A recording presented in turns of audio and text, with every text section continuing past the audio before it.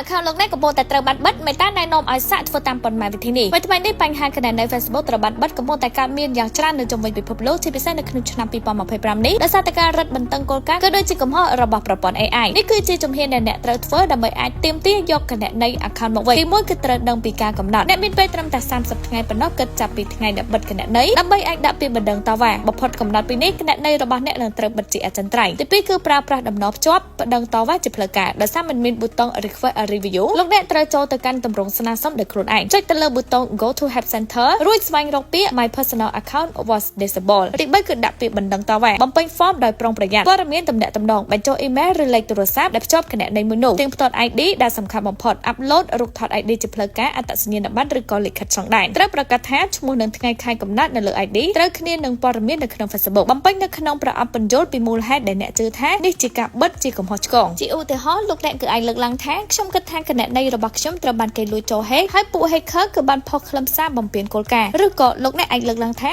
ខ្ញុំមិនដែលបានបំពេញគោលការណ៍ធ្ងន់ធ្ងរនោះទេសូមពិនិត្យឡើងវិញទី4គឺរងចាំនឹងទាញយកទិន្នន័យតាមដាន email របស់អ្នក Meta នឹងឆ្លើយតបអ្នកទៅតាមរយៈ email ចុច download your information ដើម្បីរក្សាទុកទិន្នន័យរបស់អ្នកជាការការពារ